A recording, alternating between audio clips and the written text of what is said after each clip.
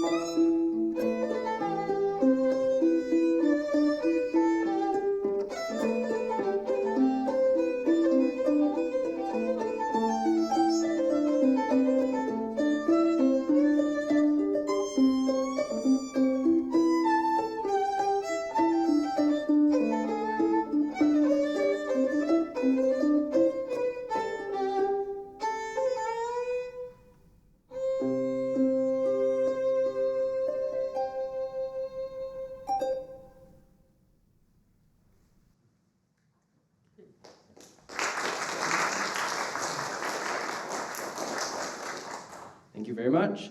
So Dr. Su started a daily live stream of herself playing the saung at home during the COVID-19 pandemic, reaching out to wider audiences and amassing more than 500,000 followers in the process. The significant impact of her live stream success, as well as our music videos, suggests that there is actually interest from the masses, including the younger generation, in exploring Myanmar music, given that there is an avenue for them to approach it. As I mentioned earlier with Dr. Su's students, even foreigners in the country have been attracted by the beauty of the saung, and I am another example, being a keen learner of the instrument myself, taking online lessons with Dr. Su on the saung.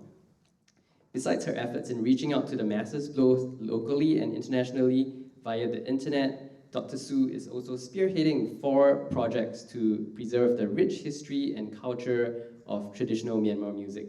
Dr. Su will now talk about some of these projects. So at the moment, I am doing 4 projects. The first one is the recording and videoing of my teachers' teaching techniques. And the second one is the audio and video recording of the blind harp master. And the third one is the audio recording of the Patala, Myanmar bamboo xylophone. And the fourth one is my notation systems.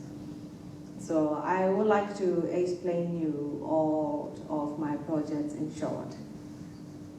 So the first project is about the recording of my teachers' teaching techniques.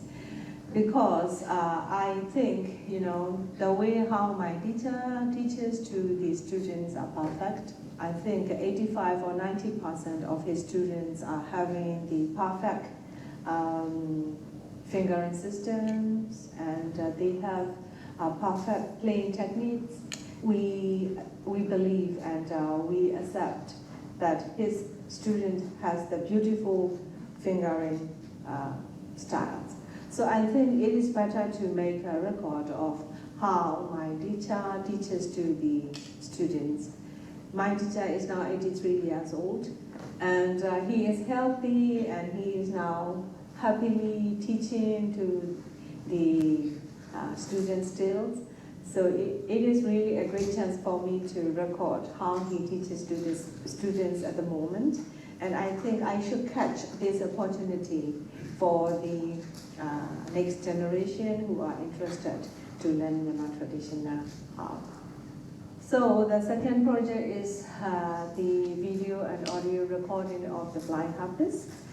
The blind harpist is the great harpist in this country because he knows more than 500 of Myanmar songs, which is really amazing.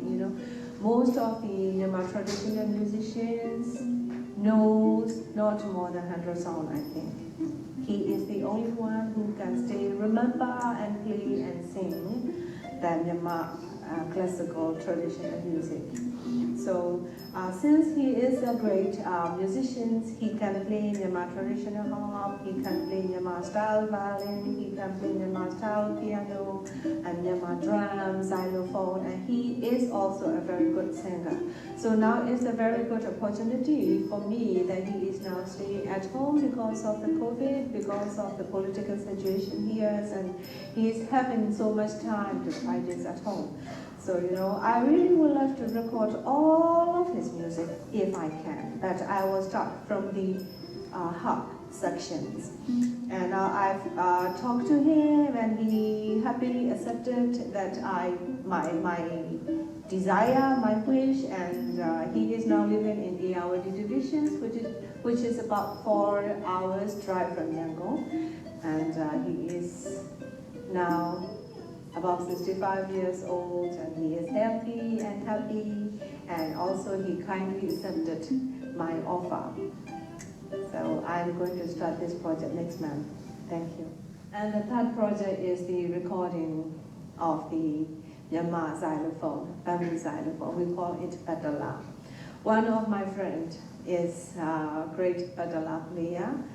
But you know, the interesting thing is, he keeps standing as the drum player the whole life. And he didn't mention that he can play xylophone, that he can play piano. You know, somehow I found out that he is a great background player, and he can play Myanmar xylophone very well, and he can play Myanmar sandia very well, and that he can play Myanmar saung very well. He never mentioned about that to anybody.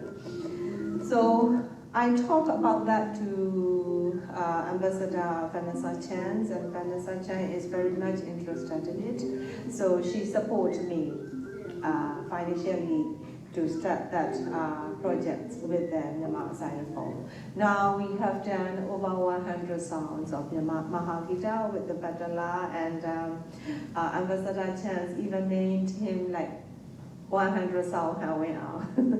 I am really glad that I could do the project, and now I will keep doing it, and I also would like to do more of his recording for the next generation. Thank you. So the fourth project is my notation system. When I teach to the foreign students, you know, I meet various type of students. Some of them are very good at music, and some of them are very good at memorizing music in forms and patterns, something like that. And since Myanmar traditional music is different from the Western music, it is, you know, always takes time for my students to memorize it, memorize the music, memorize the playing by heart. You know, they requested me if there is any notation systems. We use the Western style notations, but you know what I found out is that if there is someone who cannot read the Western notation, that it is impossible for them to, you know, learn Myanmar harp with the notation. So I was always wondering how I can make my student to memorize easily. And then I was thinking, you know, I was creating, and then suddenly I found out a pattern with the numbers. You know, my notation has 2 lines, 2 blocks in one certain block. The upper line represents the thumb, and the lower line represents the first finger. So the numbers in the blocks represent the number of the song. So that means that they don't need to know which notes, which strings are. They can easily go and hit the number, that number. Like if I write number 6, they go and hit the number 6 with the thumb or the first finger, something like that. So it's like on and off, and on and off, and on and off. Now, if I write down like number 6 here, number 1 here, it will be like, start with your thumb and then your first finger. And then it's like that. So I will demonstrate you now. Let me write down simple patterns. So like here. So this is the notes that I wrote down. So here, your thumb, number 6, your first finger, number 1 strings. Your thumb, number 7, and your first finger, number 2 strings. So let me show you with the harp. So number 6 with your thumb is like 1, 2, 3, 4, 5, 6. And then number 1 with your first finger. And your thumb comes first. And your first finger comes later. And then number 7 and number 2. Number 7 with your thumb and number 2 with your first finger. Thumb first and first finger second. And thumb on number 8 and first finger on number 3. So if I play, it will be like 1, 2, 3, 4, 1, 2, 3, 4. This is like alternative. And if I write both number on the same column, it will be like you play your first finger and thumb at the same time.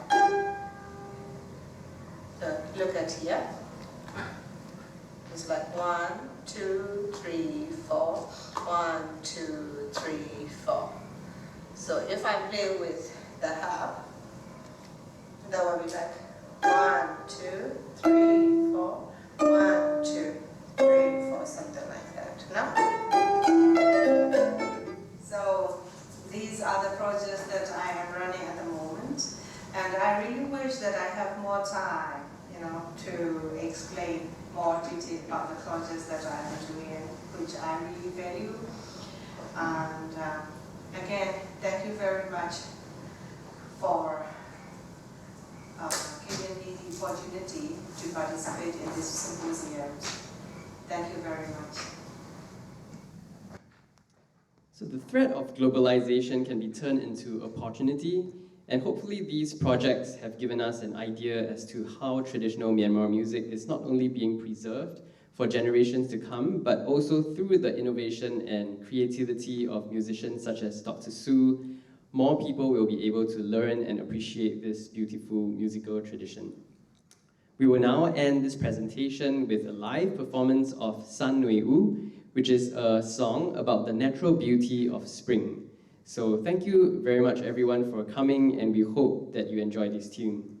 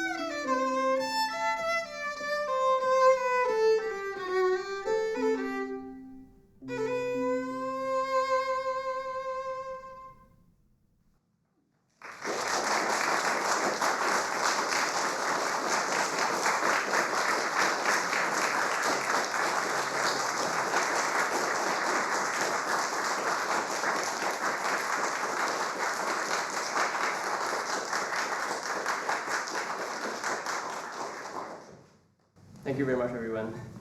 Back to Abigail. Okay, thank you, Gabriel, for your presentation and performance, and it's really great to have Dr. Sil on screen, playing and speaking as well. Just wondering if people have any questions or comments for Gabriel?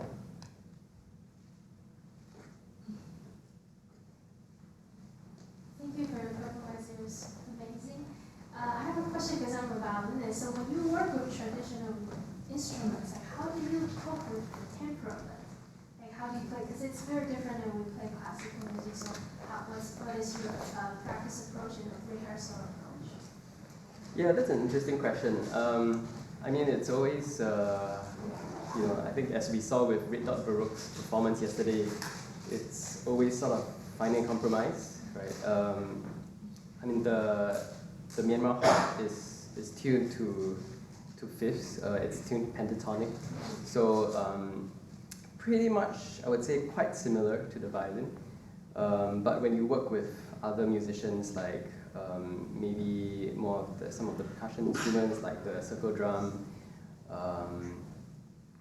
then maybe you would have to make a bit of compromise. But I think people sort of find that a bit charming, like a little bit of jarring contrast between the Western temperaments and the more traditional temperaments as well. So yeah, it wouldn't be like like always having that precision, but it's always charming in a certain way. Yeah, thanks so much for your question. Just following up to that, is there a particular instrument in music of Myanmar, like a fiddle or a string instrument that might play the role that you just played? Yeah, actually, I mean, I took lessons with a traditional Myanmar fiddler. They call the violin tayor over there. So Myanmar harp is saung, and violin is called tayor. Pretty much, like, I mean, he was playing the same kind of violin. It's not too different. It's not like the difference between a Baroque violin and a modern violin. It's very similar. It's just that the way that they play is a lot more like singing. It's less, virtuosic, if I may describe it that way. It's just really always about the inflections. That's why you hear when I play, there's a lot of glissandos here and there. It's like the human voice going up and down. Yeah. So they actually learn mainly from an oral tradition. It's not so much written down. So learning Myanmar music depends a lot on just transcribing, listening to what they play, sometimes you have to just record it and listen back to it many times just to try and get as close as possible to that inflection. So yeah, I think so yeah, coming from a Western background, it's sort of using a reverse technique of learning it. Not so much learning it from like the singers, but I actually went to a Myanmar traditional violinist to learn, and he's sort of had to transcribe a little bit, write down, record, a little bit different than how a traditional Myanmar musician would learn music.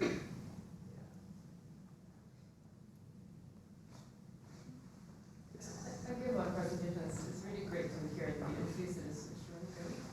I was just wondering, it's so wonderful that you got a chance to study with a master of Myanmar traditional violin. I'm wondering if there are any insights that you got from that you kind of apply back to other kinds of music that you play. Well, I think, yeah, I mean, it was interesting working with him because, it's a lot of just recording the sessions and trying to look back at it, and then, during that time, it's like, for him, it's like really getting that detail of that inflection, getting exactly that glissando in a certain way, and maybe at that point of time it's a bit hard to catch it right on the spot, but then just listening back to it, you actually hear the difference, when actually he's like, yes, and then you got it, that sort of thing. So I mean, it's taught me that this kinds of music, and even in like Western music, it's a lot about the details in the music that make the music. So just like in Baroque music, the heavy and the light, and in Myanmar music, it's the inflections. I mean, I see a lot of similarities across like Western classical and even traditional Myanmar music, jazz, and I mean, I think if it's one lesson, it's just to really be open to learning, because learning this is sort of like learning from nothing, from a beginner, and you have to be open, you have to be willing to go through a lot of corrections to get to something that is I guess like you can say traditional Myanmar music. Yeah. Yes. Thank you very much for your presentation. I just wonder where, obviously you have this profound passion for music of Myanmar. Where does it come from? Why do you study? Because I know from the previous symposium as well, you brought some musicians to perform as well, and so I just wonder, number one, where does this passion come from? And number two, have you ever done any, so you talked about, this openness to collaborative approach to music making, right? Have you encountered any interest from actually, Western musician in doing collaborative projects with these musicians? Yeah, I mean, to answer your first question, I always get asked this question, but to be honest, it's hard to answer because when I first went to Myanmar in 2016, it was sort of by chance. I was invited there to perform and teach at a music festival, and from then on, people just kept asking me to go back. I was happy to go back because I just graduated from my master's. I had a lot of time on hand, nothing that much to do, and I was like, it's so nearby, 2.5 hours plane ride, just go back there, I mean, just being part of, the just getting to know people, making friendships. You listen to the kind of music that they play, and you fall in love with the culture, and I think part of the job of actually doing a project like that sort of requires you, especially as a foreigner, to immerse in the culture, to learn the music language of that country. And for me, it's part of really just immersing in it that I went into learning some Myanmar music, learning the Burmese harp as well, learning the Burmese language. So yeah, it's no surprise that some people actually thought that I was Burmese, and even going to the Shwedagon Pagoda, they would not even collect my foreigner fee. So yeah, I think to answer your question, it's just just being part of the culture, being part of the community there. So and about a second, do you obviously you're quite close geographically to Myanmar, but and obviously there's, as you said, there's interests both inside Myanmar and especially for the whole the Myanmar style to open up. Was there any interest from Western musicians actually, from the US, from Europe, from these regions, the projects that you're doing with Dr. Sue or? Yeah, well, I mean, I think a lot of, I would say maybe some from the UK, some from the US, some from Korea, Japan, that come into the country to also conduct some musical activities, concerts, and usually part of the concert will be at least having like one piece of Burmese music that's arranged for like Western music ensemble. But I think not so much of them really learning to play like Myanmar style and do like fusion sort of performances. It's more of arranging it for Western orchestra or Western ensemble. So, but yeah, hopefully, I mean, through such projects, we make it more accessible. With Dr. Sue's notation project, I think that's the main objective of her project is of that notation is so that her students can actually learn how to play the Myanmar harp easily, and hopefully that would open up more doors for foreigners to actually do more collaborations with Myanmar musicians as well. Thank you. Okay, it's almost time for our flowing coffee, and I would invite you guys